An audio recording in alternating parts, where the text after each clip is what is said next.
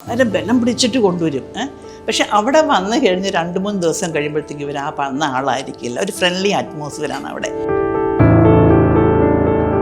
പക്ഷേ 7:30 ആയപ്പോഴത്തേക്കും പോരാ, ഒരു എനർജി കിട്ടുന്നില്ല. ഒരു കാപ്പിയോടെ കുടിച്ചു. ഒരു 10 മണിയായിട്ട് അതും പോരാ, പിന്നെ ഒരു കാപ്പിയോടെ കുടിച്ചു. ചിലപ്പോൾ ഉച്ചയാകുമ്പോഴത്തേക്ക് 5-6 ഗ്ലാസ് കാപ്പി കുടിച്ചു കാണും. നമ്മുടെ ബോഡി കഫീന് അഡിക്റ്റ് ആകുന്നു. ഈ ആൽക്കഹോളിസിനോട് ഇൻ്റർവ്യൂ ചെയ്യണമെന്ന് പറഞ്ഞാൽ വലിയ കുറച്ച് ബുദ്ധിമുട്ടുള്ളൊരു കാര്യമാണ്. നല്ല ക്ഷമ വേണം.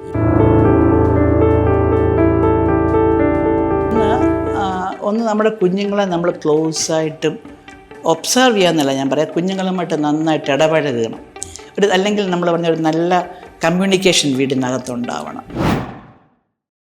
ഈ നേരത്തെ പറഞ്ഞതുപോലെ ഈ മദ്യപാനികൾ കൗൺസിലിംഗ് വരുമ്പോൾ അവർ ആദ്യമൊക്കെ സമ്മതിക്കില്ല. അങ്ങനെ ആരെങ്കിലും വന്ന് പ്രശ്നമുണ്ടായ സംഭവങ്ങളെല്ലാം ഓർമ്മയുണ്ടോ? അതായത് സമ്മതിക്കാതെ വന്നിട്ട് പ്രശ്നമുണ്ടായത് അല്ലേ? അവരെ ബലം പിടിച്ചുകൊണ്ട് വന്നാൽ വലിയ ബുദ്ധിമുട്ടാണ്. എന്നാൽ ബലം പിടിച്ചുകൊണ്ട് തഞ്ചത്തിന് കൊണ്ടുവരണം. അതെ, അതാ ഞാൻ പറയാം. എൻ്റെ ഫാദറിൻ്റെ അടുത്ത് ഞാൻ കുറച്ച് ഡ്രാമ കളിച്ചാൽ കൊണ്ടുപോയത്. വെച്ചാൽ ഡാഡി ഭയങ്കര ഫ്രണ്ട്ലി ആയിരുന്നു, അതുകൊണ്ട് എനിക്ക് കൺവിൻസ് ചെയ്യാൻ പറ്റി. അപ്പോൾ ഞാനതിപ്പോൾ സാധാരണ എല്ലാവരും ബലം പിടിച്ചിട്ട് കൊണ്ടുവരും. ചിലപ്പം നല്ലവണ്ണം ഞാൻ സെൻട്രലിരുന്ന സമയത്ത് വളരെ ബലം പിടിച്ചിട്ട് കൊണ്ടുവരും. പക്ഷെ അവിടെ വന്നു കഴിഞ്ഞ് 2-3 ദിവസം കഴിയുമ്പോഴത്തേക്കും ഇവർ ആ പറഞ്ഞ ആളായിരിക്കില്ല. ഒരു ഫ്രണ്ട്ലി അറ്റ്മോസ്ഫിയറാണ് അവിടെ. ഒരു നല്ല ഫാമിലി, ഞങ്ങളെല്ലാവരും ടീം പോലെ വളരെ ഫ്രണ്ട്ലി അറ്റ്മോസ്ഫിയറായിരുന്നു. 2-3 ദിവസം കൊണ്ടൊക്കെ അവർ വളരെ നമ്മുടെ ഒരു കമ്മ്യൂണിറ്റിയുടെ ഭാഗമായിട്ട് അവർ മാറുന്നുണ്ട്. എന്നാൽ ചുരുക്കം ചിലരൊക്കെ ഒരു വിത്ഡ്രോവൽ സിംറ്റംസിൽ, പക്ഷെ ഞാനവിടെ ഉള്ള സമയത്തൊന്നും ആരും അത് ഇട്ടിട്ട് പോയിട്ടില്ല. എല്ലാവരും പൂർത്തീകരിച്ച് ട്രീറ്റ്മെൻറ്റ് എല്ലാവരും ആ ഒരു ഫ്രണ്ട്ലി പേടിച്ചിട്ടാണോ എന്തോ പേടിച്ചിട്ടാണോ അവർ ഇട്ടിട്ട് പോകുന്നത്? അല്ലല്ല, പേടിച്ചിട്ടില്ല. അവിടെ അങ്ങനെ പേടിക്കേണ്ട സംവിധാനം ഇല്ല. പൂട്ടിയിടുകയോ ചില സെൻറ്ററിലല്ലേ നമ്മൾ പൂട്ടി അങ്ങനെ ഇല്ല, ഒന്നുമില്ല. ഇവർക്ക് ഒരു സമയം കഴിയുമ്പോൾ വിറയിലുണ്ട്. എക്സാക്ട്ലി ഉണ്ടാകും. കാര്യം അത് വിത്ഡ്രോയൽ സിംറ്റമാണ്. അത് ആൽക്കഹോളിസത്തിൻ്റെ സ്റ്റേജ് പറഞ്ഞാൽ ഫസ്റ്റ് സ്റ്റേജ്, ഞാനത് ആൽക്കഹോളിസം ഒത്തിരി പേരെ ബാധിക്കുന്നൊരു കാര്യമായിട്ട് അങ്ങനെ ഒന്ന് പറയുകയാണ്. ഫസ്റ്റ് സ്റ്റേജ് എന്ന് പറഞ്ഞാൽ നമ്മൾ സോഷ്യൽ ഡ്രിങ്കറായിട്ട് തന്നെയാണ് കുടിക്കുക. സോഷ്യൽ ഡ്രിങ്കറായിട്ട് തന്നെ കുടിക്കും. പക്ഷെ ഗ്രാജുവലി ഇവർ ഇൻടേക്ക് അളവ് കൂട്ടുകയാണ്. എന്ത് സംഭവിക്കും ചോദിച്ചാൽ, ഇവർ ആദ്യത്തെ ഒരു പെഗ് ഡ്രിങ്ക് എടുക്കും. കുറേ കഴിയുമ്പം ആ ആദ്യത്തെ പെഗ് എടുത്ത സുഖം കിട്ടുകയില്ല. അപ്പോൾ നാച്ചുറലി രണ്ടാമതൊരു പെഗ് കൂടെ എടുക്കും. കുറേ കഴിയുമ്പോൾ അതും പോരാ, അപ്പം മൂന്നാമതൊരു പെഗ് എടുക്കും. അങ്ങനെ പതുക്കെ കൂട്ടുന്ന. നമുക്കതിപ്പം സാധാരണ ഒരു മനുഷ്യർക്ക് മനസ്സിലാകണമെങ്കിൽ രാവിലെ 5 മണിക്ക് എഴുന്നിട്ട് കാപ്പി കുടിച്ചു. പക്ഷേ 7:30 ആയപ്പോഴത്തേക്കും പോരാ, ഒരു എനർജി കിട്ടുന്നില്ല. ഒരു കാപ്പിയോടെ കുടിച്ചു. ഒരു 10 മണിയായിട്ട് അതും പോരാ, പിന്നെ ഒരു കാപ്പിയോടെ കുടിച്ചു. ചിലപ്പോൾ ഉച്ചയാകുമ്പോഴത്തേക്ക് 5-6 ഗ്ലാസ് കാപ്പി കുടിച്ചു കാണും. നമ്മുടെ ബോഡി കഫീന് അഡിക്റ്റ് ആകുന്നു. എന്ന് പറഞ്ഞ പോലെയാണ് ഇവർ ഈ പെഗിൻ്റെ അളവ് കൂട്ടുന്നത്. അപ്പോൾ ഈ ഫസ്റ്റ് സ്റ്റേജിൽ ഇവർ നോക്കും, എനിക്കൊരു കുഴപ്പമില്ല, എത്ര അടിച്ചാലും എനിക്കൊരു കുഴപ്പമില്ല, ഞാൻ ഇങ്ങനെ വളരെ സ്ട്രോങ് ആണ്, അതായത് എനിക്ക് നല്ല ഇതുണ്ട്, എനിക്കൊരു കുഴപ്പമില്ല എന്നൊക്കെ. ചിലർ പറയും എനിക്ക് മദ്യപിച്ച് കഴിഞ്ഞാൽ ഞാൻ ഭയങ്കര കോൺസെൻട്രേഷൻ, അതെ, എനിക്ക് എവിടെ പോയി എന്തും പറയാൻ, അവർക്ക് ഇൻഹിബിഷൻ എവിടെ പോയി എന്തും പറയാൻ പറ്റും, തൻ്റെ കോൺഫിഡൻസ് ആണെന്നൊക്കെ. അങ്ങനെ ചെയ്യാൻ പറ്റുമോ? അത് കാരണം ഇവരുടെ ഇതൊരു ആൽക്കഹോൾ അതിൻ്റെ ഒരു ഗുണം സ്റ്റിമുലൻ്റ് ആണ്. നമ്മളെ ഒരു ഉത്തേജിപ്പിക്കും. ഫസ്റ്റ് അത് കുറച്ച് നേരത്തേക്കുണ്ടോ? അത് കുറച്ച് സ്റ്റേജസ്, കുറച്ച് നേരത്തേക്കെന്ന് പറയാൻ അത് അതിൻ്റെ ഇതുള്ള അത്രയും സമയം, അതിൻ്റെ ഒരു കെട്ടുവിടുന്നത്. അതെ. അപ്പോൾ അത്രയും സമയം ഒരു സ്റ്റിമുലൻ്റ് ആണ്. അത് ഭയങ്കര സ്റ്റിമുലൻ്റ് ആണ്. നമുക്ക് എവിടെ ഈ പറഞ്ഞ പോലെയുള്ള കാര്യങ്ങളൊക്കെ ചെയ്യാൻ തോന്നും. ഇത് ആദ്യത്തെ സ്റ്റേജിലാണ് സംഭവിക്കുക. ഒരു സെക്കൻഡ് സ്റ്റേജിലോട്ടൊക്കെ ചെല്ലുമ്പം ഈ കോൺഫിഡൻസ് സംഭവം അങ്ങ് മാറും, വിത്ഡ്രോയിലോട്ട് വരും. അപ്പോൾ പിന്നെ നമ്മൾ കിട്ടിയില്ലെങ്കിൽ പ്രശ്നമാകും. അപ്പോൾ ഈ ആദ്യത്തെ ഒരു സ്റ്റേജിൽ ഞാൻ പറഞ്ഞ അളവ് കൂട്ടുന്നത്, പിന്നെ ആൽക്കഹോളിക് ചെയ്യുന്നത് ഇവർ പിന്നെ കുടിക്കുമ്പം ഫസ്റ്റ് സിംറ്റമാണ് അളവ് കൂട്ടുക. സെക്കൻഡ് സിംറ്റമാണ് ഇവർ ആഹാരമൊന്നും വേണമെന്നില്ല കുടിക്കാൻ, ചുമ്മാതെ കുടിക്കും. മറ്റൊരു സോഷ്യൽ ഡ്രിങ്കേഴ്സ് ആണെങ്കിൽ എന്തുവല്ലൊക്കെ കുറച്ച് വല്ലതൊക്കെ കഴിച്ചുകൊണ്ടായിരിക്കാം. പിന്നെ ഒരു സിംറ്റം വരെ ഇവർ വലിച്ചും കുടിക്കും. നമ്മൾ ഫിലിമിലൊക്കെ കാണാം, ഒറ്റയടിക്കും. മറ്റേത് ഇങ്ങനെ നമ്മൾ ചൂട് കാപ്പി കുടിക്കുന്നത്, അങ്ങനെ. അപ്പോൾ ഇതൊക്കെ ഒരു സിംറ്റം. പക്ഷെ അന്നേരം ആരും വിശ്വസിക്കില്ല, സമ്മതിക്കില്ല. സെക്കൻഡ് സ്റ്റേജിലോട്ട് വരുമ്പോൾ ഇവർക്ക് ഈ ബ്ലഡിൽ നിറയെ ആൽക്കഹോൾ കണ്ടൻറ്റ് കൂടും. അപ്പോൾ പിന്നെ ആ ഒരു സ്റ്റേജ് വന്നു കഴിഞ്ഞാൽ അവരുടെ ശരീരത്തിൽ ആ ബ്ലഡിലെ ആൽക്കഹോൾ കണ്ടൻറ്റ് ആ ലെവലിൽ വെച്ചില്ലെങ്കിൽ ബോഡിക്ക് പ്രവർത്തിക്കാൻ പറ്റാത്തൊരു ഇതിലേക്ക്, അതിനെയാണ് നമ്മൾ ആൽക്കഹോളിന് ഫിസിക്കൽ അഡിക്ഷൻ ഉണ്ടെന്ന് പറയുന്നത്. കാര്യം മാനസിക അഡിക്ഷനാണ്. ഈ വിറയലൊക്കെ അതാണ് ഫിസിക്കൽ അഡിക്ഷൻ. മറ്റേ നമുക്ക് വേണമെന്നുള്ളൊരു ക്രേവിങ്. നമുക്കിപ്പം മീൻ ഇഷ്ടമാണ്, മീൻ വറുത്ത മണം വരുമ്പോൾ ഒന്ന് കിട്ടിയിരുന്നെങ്കിൽ തോന്നില്ലേ ഇല്ലേ എന്ന് പറഞ്ഞ പോലെ അത് മനസ്സിൻ്റെ ഇത് കണ്ട് എന്താ പറയുക ബാർന്നത് കാണുമ്പോഴേ ഒരു അത് സൈക്കോളജിക്കൽ അഡിക്ഷൻ. മറ്റേത് ഫിസിക്കൽ അഡിക്ഷനാണ്. ശരീരത്തിന് വേണം, അതില്ലെങ്കിൽ പറ്റില്ല. ഭയങ്കരമായിട്ട് വിറയ്ക്കണം, രാവിലെ എണീച്ച് പല്ല് തേക്കാൻ വയ്യ, ഒരു കാപ്പി കുടിക്കാൻ വയ്യ, ഇത് ഒരു പെഗ് കിട്ടിയാൽ അവർ ഓക്കെ ആവും. അങ്ങനെ ഒരു പെഗ് കഴിക്കുമ്പോൾ കറക്റ്റ് ആവും. ബ്ലഡിൽ അത് ശരീരത്തിൽ അത് ആയിക്കഴിഞ്ഞു. അല്ലെങ്കിൽ അവർക്ക് ഒന്നും ചെയ്യാം, അതാണ് ഒന്നും ചെയ്യാൻ വയ്യാത്ത അവസ്ഥ. അപ്പോൾ അത് ഫിസിക്കൽ അഡിക്ഷനാണ്. വിത്ഡ്രോയൽ ഉണ്ടാകും, വിത്ഡ്രോയൽ സിംറ്റം തന്നെ അതിനെ പറയാം. അപ്പോഴത്തേക്ക് അവർക്ക് മനസ്സിലായി എന്തോ എനിക്കൊരു കുഴപ്പം ഉണ്ട്. ഈ സെക്കൻഡ് സ്റ്റേജിൽ അത് മനസ്സിലായി തുടങ്ങും. അപ്പോഴാണ് ഇപ്പോൾ അതൊക്കെ ബ്ലാക്ക് ഔട്ട് എന്ന് പറയും. അപ്പം ചില കുടിച്ചു കഴിഞ്ഞാൽ ബോധമില്ല. ഇന്നലെ ഞാൻ ആരാണ് വീട്ടിൽ കൊണ്ടുവന്നത്, ഞാൻ അവിടെ ആയിരുന്നല്ലോ, ഇന്ന് എങ്ങനെ വീട്ടിൽ വന്നു, ഒന്നും ഓർമ്മ കാണില്ല. അല്ലെങ്കിൽ നമ്മുടെ കയ്യിലിരുന്ന പണമില്ല, അല്ല വാച്ചില്ല, മാലയില്ല, ഇങ്ങനെ എന്തെങ്കിലുമൊക്കെ സംഭവിക്കുക ഈ പറഞ്ഞ പോലെ. ഇനി തേർഡ് സ്റ്റേജിലോട്ട് വന്ന് കഴിയുമ്പോഴത്തേക്കും പിന്നെ കുറച്ചെടുത്താൽ മതി, ഒട്ടും ടോളറൻസ് ലെവൽ കാണുകയില്ല. അവരുടെ ബോഡിയുടെ മിക്കവാറും അവയവങ്ങളെയൊക്കെ ഇത് ബാധിച്ചിട്ടുണ്ടാവാം. ആ ഒരു സ്റ്റേജിലോട്ട് വരും. അത് പിന്നെ അവർക്ക് കുറച്ചെടുക്കുമ്പോഴത്തേക്കും എവിടെയെങ്കിലും തളർന്ന് വീണങ്ങ് കിടക്കും. അപ്പോൾ ഒരു ചൈനീസ് സേയിങ് ഉണ്ട് ഫസ്റ്റ് സ്റ്റേജിനെ പറ്റി, മാൻ ടേക്സ് ആൽക്കഹോൾ. സെക്കൻഡ് സ്റ്റേജിൽ ആൽക്കഹോൾ ടേക്സ് ആൽക്കഹോൾ. നമ്മുടെ ശരീരത്തിലുള്ള ആൽക്കഹോളാണ് ആൽക്കഹോൾ എടുക്കുന്നത്. തേർഡ് സ്റ്റേജ് ആൽക്കഹോൾ ടേക്സ് മാൻ. കാരണം ആൽക്കഹോൾ മനുഷ്യനെ എടുത്തു കഴിഞ്ഞു. ഈ ഇത്തരക്കാരെ നമുക്ക് ഒന്ന് ഈ വഴിക്ക്, അല്ലെങ്കിൽ നിങ്ങൾ നാളെ മുതൽ കഴിക്കരുത് എന്ന് ഒറ്റയടിക്ക് നമുക്ക് നിർത്താൻ പറ്റുമോ? അവരതിന് സമ്മതിക്കും? അത് ഈ ആൽക്കഹോളിസിനോട് ഇൻ്റർവ്യൂൻ ചെയ്യുക എന്ന് പറഞ്ഞാൽ വലിയ കുറച്ച് ബുദ്ധിമുട്ടുള്ളൊരു കാര്യമാണ്. നല്ല ക്ഷമ വേണം. ഇവരിങ്ങനെ വരാലിനെ പോലെ പിടിതരാതെ ചാടി പോകാനുള്ള എല്ലാ ടെൻഡൻസിയും അവരെ ഹെൽപ്പ് ചെയ്യാൻ പോകുന്നവർക്ക് നല്ല ക്ഷമ വേണം. എന്നാൽ ഒരു പ്രധാനപ്പെട്ട കാര്യം ഉള്ളത് എന്താണെന്ന് ചോദിച്ചാൽ, ഇവരുടെ 4 കാര്യങ്ങൾ ചെയ്യരുത്.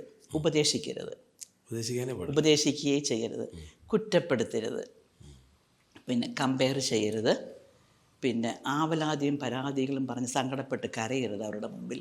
എനിക്ക് പ്രശ്നമാണ് ഇത് വന്നു കഴിഞ്ഞാൽ അവർ കൂടുതൽ കുടിച്ചിട്ട് കൂടുതൽ കുടിക്കും.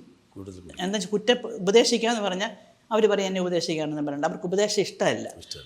പിന്നെ ഒന്നുള്ളത് കുറ്റപ്പെടുത്താന്ന് വെച്ചാൽ, നീ നോക്ക്, നിൻ്റെ കൂട്ടുകാരനെ നോക്ക്, അവനെ ഒറ്റ 2 പെഗിൽ നേരെ പോയി 2 കാലിലാണ് വീട്ടിൽ വന്നത്, വീട്ടിലൊരു പ്രശ്നമില്ല, നിനക്കും അങ്ങനെ ആയിക്കൂടെ, ഇങ്ങനെയൊക്കെ നമ്മൾ കമ്പയർ ചെയ്യും, കുറ്റപ്പെടുത്തും എന്നൊക്കെ. പിന്നെ ചിലപ്പോൾ പറയും, അയ്യോ എൻ്റെ ഗതികേട്, വേറെ എത്രയോ ആലോചന വന്നതാ, ഇതുപോലെ ഒരുത്തനെ ആയിപ്പോല്ലോ, എൻ്റെ തലവേര എന്തോ പറയാനാ, എൻ്റെയും പിള്ളേരുടെയും തലവേര, ഇങ്ങനെയൊക്കെ പറഞ്ഞിട്ട് കരഞ്ഞിരിക്കും ഇല്ലേ. സോ ഇതൊന്നും പാടില്ല. എന്താ വെച്ചാൽ ഇതൊക്കെ ചെയ്യുമ്പോൾ ഈ ട്രാൻസാക്ഷൻസ് കൊടുക്കുമ്പം അവർക്ക് ഗിൽറ്റാണ് ഇളകുന്നത്. അവരുടെ ഉള്ളിലെ ഗിൽറ്റ്, കുറ്റബോധം. ഈ കുറ്റബോധത്തിന് അവർക്ക് ഹാൻഡിൽ ചെയ്യാൻ അറിയില്ല. അപ്പോൾ അവരുടനെ പോയി അടുത്ത് കുടിക്കും. ഇതാണ് അവിടുത്തെ ഒരു ഫീലിംഗ് ലെവലിൽ സംഭവിക്കുക, അല്ലെങ്കിൽ അവർക്ക് അത് സംഭവിക്കുന്നൊരു കാര്യം. അപ്പം ഞാൻ ആൽക്കഹോളിക്സിന് നമ്മൾ പറഞ്ഞു കൊടുക്കുന്നൊരു ആൽക്കഹോളിക്സിൻ്റെ ഇതൊക്കെ ആൽക്കഹോളിക് അനോണിമസ് ഒരു ഗ്രൂപ്പുണ്ട്, കുടി നിർത്തിയവരുടെ ഗ്രൂപ്പാണ്. അതിനകത്ത് അംഗത്വം കിട്ടാൻ ഒറ്റ കാര്യം മതി, നമ്മളൊരു കുടിയനായിരിക്കണം. എങ്കിൽ മാത്രമേ നമുക്ക് മെമ്പർഷിപ്പ് ഉള്ളൂ. കുടി നിർത്തിയിട്ടുള്ളവർക്ക് അതിനകത്ത് ആക്റ്റീവ് ആൾക്കാരാണ്. പിന്നെ പിന്നെ അലനോൺ, ആൽക്കഹോളിക്സിൻ്റെ ഭാര്യമാർക്കുള്ള ഗ്രൂപ്പാണ് അലനോൺ. അങ്ങനൊരു സംഭവമുണ്ട്. അലറ്റീൻ എന്ന് പറഞ്ഞ ആൽക്കഹോളിക്സിൻ്റെ മക്കൾക്കുള്ള ഗ്രൂപ്പാണ്. അപ്പം ഞാൻ ശരിക്കും ഒരു അലറ്റീൻ മെമ്പറാണ്. കാരണം എൻ്റെ ഫാദർ ഇപ്പോൾ ഇല്ല, പക്ഷേ ഞാനൊരു അലറ്റീൻ മെമ്പറാണ് എന്ന് പറഞ്ഞ പോലെയാണ്. അപ്പോൾ ആൽക്കഹോളിക്സിൻ്റെ വൈഫ്സിന് നമ്മൾ നല്ല ക്ലാസ് കൊടുക്കാറുണ്ട്. നിങ്ങൾ എങ്ങനെയാണ് ഈ 4 കാര്യങ്ങൾ ചെയ്യരുത്. അപ്പോൾ സാധാരണ നമ്മൾ ചെയ്യുന്നത് അതായിരിക്കും. അപ്പോൾ അവരോട് നമ്മൾ പറയും, എന്താണ് ഇവരുടെ പ്രത്യേകത, അല്ലെങ്കിൽ ഇവരാരും അറിഞ്ഞുകൊണ്ട് ഇങ്ങനെ ആയിപ്പെടുന്നതല്ല. എല്ലാവരും ഒരു പെഗ് എടുക്കണം എന്ന് വിചാരിച്ചിട്ടാണ് പോകുന്നത്. പക്ഷേ അളവ് നിയന്ത്രിക്കാൻ പറ്റില്ല. അപ്പം ഞാൻ അവർക്ക് പറഞ്ഞു കൊടുക്കും, എന്താണ് ഇതിലേക്ക് നമ്മളൊരു കാപ്പി കുടിച്ച് ഇത് കൂടുന്നത് പോലെയുള്ള അതിൻ്റെ ഒരു എന്താണ് ഇവരുടെ ഉള്ളിൽ സംഭവിക്കുന്നതെന്ന് ഇവിടെ പറഞ്ഞ് മനസ്സിലാക്കും. അപ്പം നമ്മൾ പറയും, ഇവിടെ നമ്മളെല്ലാവരും അതൊരു ആൽക്കഹോളിസം ഒരു അസുഖമാണ്. ഈ വ്യക്തിക്ക് ഒരു എന്താ പറയുക, ഒരു പിന്നെ ടൈഫോയിഡ് വന്നു, നമ്മളെന്തോ ചെയ്യും? ഒരു വൈറൽ ഫീവർ വന്നു, ഇപ്പോൾ ശുശ്രൂഷിക്കും. ചൂടുവെള്ളം വേണോ, ചായ വേണോ, കാപ്പി വേണോ, കഞ്ഞി വേണോ, പയറ് വേണോ, ഇതെല്ലാം കൊടുത്തിട്ട് ശുശ്രൂഷിക്കും. എപ്പോഴും അവരുടെ കൂടെ ഉണ്ട്. പക്ഷേ ആൽക്കഹോളിക്സിൻ്റെ അടുത്തിട്ടോ നമ്മൾ വരാറായി, എളുപ്പം നിങ്ങൾ കയറിക്കോ, എളുപ്പം പിള്ളേരെ കഴിച്ചിട്ട് അകത്ത് കയറിക്കോ, ഇപ്പം അപ്പം വരും, വഴക്കുണ്ടാക്കും, എല്ലാവരും പേടിച്ച് അവരവരുടെ മാളത്തിൽ കയറും. എല്ലാവരും നമ്മളിൽ നിന്നും അങ്ങ് വിത്ഡ്രോ ചെയ്യുവാണ്. അപ്പം അവർക്കുണ്ടാകുന്നൊരു ഫീലിംഗ്, അവളും പിള്ളേരും ഒറ്റക്കെട്ട്, ഞാൻ ഒറ്റ, ഈ തഴയപ്പെടുന്നൊരവസ്ഥ. ഇതാണ് ശരിക്കും സംഭവിക്കുക. മനഃപൂർവ്വമല്ല, അങ്ങനെ ആയി പോകുന്നതാണ്. പക്ഷെ അവരുടെ ഫീലിംഗ് അതാണ്. അപ്പോൾ നമ്മൾ ഇവരുടെ ആൽക്കഹോളിക്സിൻ്റെ വൈഫ്സിനോട് പറയും, അല്ലെ കുട്ടികളോടും പറയും, സത്യത്തിൽ ഞാൻ എൻ്റെ ഡാഡിയോട് ചെയ്ത അതാണ്. ഈ വായിച്ചുള്ള ചെറിയൊരറിവ് നമ്മൾ പറയും, ഇത് പിന്നെ നിങ്ങളുടെ കുഴപ്പമല്ല, നിങ്ങൾക്ക് ഞങ്ങളോട് സ്നേഹമില്ലാഞ്ഞിട്ടോ അല്ലെങ്കിൽ ഞങ്ങൾ വിഷമിക്കുന്ന കാണണമെന്നോ ഒന്നും വിചാരിച്ചിട്ടല്ല, കുടുംബം നശിച്ചു പോകണമെന്ന് വിചാരിച്ചിട്ടല്ല, നിങ്ങളൊരു ചെറിയ പഗ് എടുക്കാനാണ് പോകുന്നത്, പക്ഷേ അളവ് നിയന്ത്രിക്കാൻ പറ്റാണ്ട് വന്നു പോകുന്നത് നിങ്ങളുടെ കുഴപ്പമല്ല, ഞങ്ങളോട് സ്നേഹമില്ലാഞ്ഞിട്ടോ അല്ല. ചിലപ്പോൾ ഇവർ കൊച്ചിനെ തൊട്ട് സത്യം ചെയ്ത് കാണും, അല്ലെങ്കിൽ ബൈബിളോ പിന്നെ ഭഗവത്ഗീതയോ ഖുർആനോ ഒക്കെ തൊട്ട് സത്യം ചെയ്ത് കാണും, ഇതൊക്കെ ചെയ്യുന്നുണ്ടാവാം. പക്ഷെ അത് നിങ്ങൾക്ക് ദൈവവിശ്വാസം ഇല്ലാഞ്ഞിട്ടും അല്ല, ദൈവദോഷിയായിട്ടല്ല, പക്ഷെങ്കിൽ നിങ്ങളുടെ ഉള്ളിലെ ആൽക്കഹോളിസം നേച്ചർ കൊണ്ട് ആണ്, ആ ടെൻഡൻസി കൊണ്ടാണ് നിങ്ങളിത് ചെയ്യുന്നത്. സോ നിങ്ങളോട് ഞങ്ങൾക്ക് വെറുപ്പില്ല, സ്നേഹമേ ഉള്ളൂ, കരുതലേ ഉള്ളൂ, ഞങ്ങൾ ആഗ്രഹിക്കുന്നത് നിങ്ങൾ നന്നായി വരണമെന്നാണ്. ഇത് നിങ്ങളുടെ കുഴപ്പം കൊണ്ടല്ല എന്നൊരു സ്റ്റേറ്റ്മെൻറ്റ് ഈ വേണ്ടപ്പെട്ടവരിൽ നിന്ന് കേൾക്കുമ്പോഴേ ഇവർക്ക് ഭയങ്കര ആശ്വാസമാണ്. പിന്നെ നാളെ പോകുമ്പോഴത്തേക്കും പക്ഷെ എല്ലാവരും ആദ്യം പറഞ്ഞു, ഇപ്പോഴെങ്കിലും നീ എന്നെ ഒന്ന് മനസ്സിലാക്കിയല്ലോ, ഇപ്പോഴെങ്കിലും നീ എന്നെ ഒന്ന് മനസ്സിലാക്കി. ഇതായിരിക്കും ഞാൻ കഴിഞ്ഞ ആഴ്ചയിൽ 2-3 പേരോട് ഇത് പറഞ്ഞു കൊടുത്തു. ഒരാൾ UK-യിലുള്ളവർ, ഒരാൾ പല എല്ലാവരും ഇന്ത്യക്ക് പുറത്തുള്ളവരാണ്. അവർ പറഞ്ഞു, ആൻറ്റി ഞാനിത് ചെയ്തു, ഇമ്മീഡിയറ്റ് റിയാക്ഷൻ ഇതാണ്, ഇപ്പോഴെങ്കിലും നീ എന്നെ ഒന്ന് മനസ്സിലാക്കിയല്ലോ. ആ ഒരു വാക്ക് പക്ഷെ പിന്നെ പിറ്റേ ദിവസം കുടിച്ചിട്ടുണ്ടാവും, ഇല്ലെന്ന് പറയുന്നില്ല, പക്ഷെ അവർക്ക് ഒക്കുന്നില്ല, വിത്ഡ്രോയലാണ്, അവർക്ക് വിത്ഡ്രോയലോ അങ്ങനെയൊക്കെ ഉണ്ടാവാം. അപ്പോൾ ഈ ഒരു സംഭവം അവർ റിയലൈസ് ചെയ്യുന്നുണ്ട്. ഈ സമയത്താണ് പലരും പറയും, അവർ ചോദിക്കും ഞങ്ങൾ ഇങ്ങനെ ഒരാളുണ്ട് സംസാരിക്കാവോ, പല ആൾക്കാരും സമ്മതിക്കും, ഓക്കെ പറയും. അങ്ങനെ ഞാൻ സംസാരിച്ചിട്ടുണ്ട്, നമ്മൾ നേരിൽ കാണാതെ പോലും പലരുടെയും ആൽക്കഹോളിസം മാറിയിട്ടുണ്ട്. ഇനി വിത്ഡ്രോയിലുള്ള ആൾക്കാരോട് നമുക്ക് ചിലപ്പം ഹോസ്പിറ്റലിൽ ഇതൊരു കെയർ വേണ്ടിയത് വരും. ഡി അഡിക്ഷൻ സെൻ്ററിൻ്റെ എന്തെങ്കിലും ഒരിത് വേണ്ടി വരും. അല്ലാതെയുള്ള വിത്ഡ്രോയൽ സിംറ്റം അധികമായിട്ടില്ലാത്തവരാണെങ്കിൽ കുഴപ്പമില്ല, നമുക്ക് തന്നെ കൈകാര്യം ചെറിയതായിട്ടൊക്കെ ഉള്ളെങ്കിലും കുഴപ്പമില്ല, ഒരു കുഴപ്പമില്ല. ഈ ഇപ്പം ആൽക്കഹോളിൻ്റെ കാര്യം പറഞ്ഞു, ഈ MDMA പോലെയല്ല, അല്ലെങ്കിൽ അത്തരം മയക്കുമരുന്നുകൾ ഉപയോഗിക്കുന്ന കുട്ടികൾ, അവരെയൊക്കെ നമുക്ക് എങ്ങനെ കൗൺസിൽ ചെയ്ത് മാറ്റാൻ കഴിയും? അവരൊരു മറ്റൊരു ലോകത്താണ്. ഇപ്പം മദ്യപാനം പോലെ അല്ല, ഹെവി ഡോസാണ്, അവർ വേറൊരു ലോകത്ത് നിൽക്കുകയാണ്, അവരുടെ മുന്നിലുള്ള ലോകം നമ്മളില്ല അവിടെ. അവരെ എങ്ങനെ? അവർക്കൊക്കെ ശരിക്കും ട്രീറ്റ്മെൻറ്റ് സെൻറ്ററിൽ പോയി ആ പ്രൊസീജിയറിലൂടെ പോകുന്നതാണ് നല്ലത്. ഇപ്പോൾ അങ്ങനെ ഒരു കുട്ടി വരികയാണെങ്കിൽ ഡോക്ടർ എന്തായിരിക്കും? അവന് ആ കുട്ടിക്ക് അവനോ അവളോ എന്ന് ഞാൻ പറയുകയാണ്, കാര്യം പെൺകുട്ടികളും ഇപ്പം അതെ കോമൺ ആണ്. അവന് ആരായാലും നമ്മൾ അവർക്കൊരു എമ്പത്തി കൊടുക്കും. എമ്പത്തി എന്ന് പറയുമ്പോൾ എമ്പത്തി അവരുടെ വിഷമങ്ങൾ നമ്മൾ മനസ്സിലാക്കി അവരുടെ കൂടെ ഞാൻ ഉണ്ടെന്ന് കൊടുക്കുന്നൊരു ഉറപ്പാണ്. അപ്പോൾ അത് കൊടുത്തിട്ട് പറയും, നമുക്ക് നിങ്ങളുടെ ഒരു പക്ഷേ നിങ്ങൾക്കൊരു താമസിച്ചുള്ള റീഹാബിലിറ്റേഷൻ ആവശ്യമാണ്. നമ്മൾ ഈ ട്രീറ്റ്മെൻറ്റ് സെൻ്റർ റീഹാബിലിറ്റേഷൻ കൂടിയാണ്. സോ അത് ആവശ്യമാണ്. പോകാനായിട്ട് നമ്മൾ മോട്ടിവേറ്റ് ചെയ്യും. ഇന്ന് പലരും ഈ കുട്ടികൾ പല ഗ്യാങ്ങുകളിലും ചെന്ന് പെട്ടിട്ടാണ് ഇത്തരം സാഹചര്യത്തിലോട്ട് പോകുന്നത്. ചില പബ്ബുകളിലോ ഒക്കെ പോയിട്ടാണ്. അപ്പോൾ അവർ അറിഞ്ഞോ അറിയാതെയോ ചിലപ്പോൾ ഡ്രഗ് ഉള്ളിൽ പോകും. ആ സമയമാകുമ്പോൾ അടുത്ത ദിവസം ആ സമയമാകുമ്പോൾ അവർക്കത് വേണം എന്നുള്ള ടെൻഡൻസി വരും. പിന്നെ അങ്ങനെയാണ് കൂടുതൽ കുറ്റകൃത്യങ്ങളെല്ലാം ഉള്ളത്. ഇത്തരം രക്ഷകർത്താക്കൾക്ക് മാഡം എന്തായിരിക്കും അവരോട് പറയാനുള്ളത് എന്തായിരിക്കും? എങ്ങനെ ഈ നിൽക്കുന്ന കുട്ടികളെ എങ്ങനെ കൈകാര്യം ചെയ്യണം മാറ്റാനായിട്ട്? രക്ഷകർത്താക്കൾ ഒന്ന് നമ്മുടെ കുഞ്ഞുങ്ങളെ നമ്മൾ ക്ലോസായിട്ടും ഒബ്സർവ് ചെയ്യാമെന്നല്ല ഞാൻ പറയാം, കുഞ്ഞുങ്ങളുമായിട്ട് നന്നായിട്ട് ഇടപഴകണം. അല്ലെങ്കിൽ നമ്മൾ പറഞ്ഞ ഒരു നല്ല കമ്മ്യൂണിക്കേഷൻ വീടിനകത്തുണ്ടാവണം.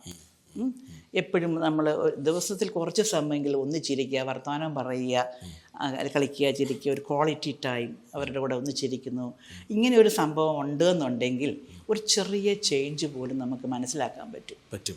അങ്ങോട്ടും ഇങ്ങോട്ടുമുള്ള ഒരു വ്യത്യാസങ്ങൾ മനസ്സിലാക്കാൻ പറ്റും. ഇപ്പോൾ ഉദാഹരണം, നമ്മൾ കഴിക്കാൻ വിളിച്ചു വരുന്നില്ല, അല്ലെങ്കിൽ കഴിച്ചു കഴിഞ്ഞിട്ട് പെട്ടെന്ന് അങ്ങ് പോകുന്നു, അല്ലെങ്കിൽ നല്ലവണ്ണം ഫുഡ് എടുക്കുന്നില്ല, ചെറിയ മൈന്യൂട്ടായിട്ട് ഉള്ള മാറ്റങ്ങൾ പോലും തിരിച്ചറിയാം. ഈ ഒരു സമയത്ത് നമുക്ക് അവരെ കുറച്ചുകൂടെ ക്ലോസ് ആയിട്ട് ഒബ്സർവ് ചെയ്യാം. അങ്ങനെ ഒബ്സർവ് ചെയ്ത് കഴിഞ്ഞാൽ നമുക്കൊരു സ്നേഹത്തിൻ്റെ ബോണ്ടിങ് ഉണ്ടെന്നുണ്ടെങ്കിൽ കുറച്ചുകൂടെ അവരോട് ഇൻ്റർവ്യൂ ചെയ്യാൻ പറ്റും. ഇനി ഇങ്ങനെ ഒന്നും ഇല്ലാത്തിടത്താണെങ്കിൽ എന്ത് സംഭവിക്കുമെന്ന് ചോദിച്ചാൽ, കാര്യം അവിടെയുള്ളൊരു സംഭവം, അവിടെയുള്ളൊരു ട്രാൻസാക്ഷൻ എന്ന് പറഞ്ഞാൽ ഈ ഒരു പേരൻ്റ് എന്ന് പറഞ്ഞ സംഭവം ഒരു അതോറിറ്റീവ്സ് ഇതിലായിരിക്കും. മറ്റെന്ന് പറഞ്ഞാൽ അങ്ങനെ നമ്മൾ ഒന്ന് ഒരു as a family we are one.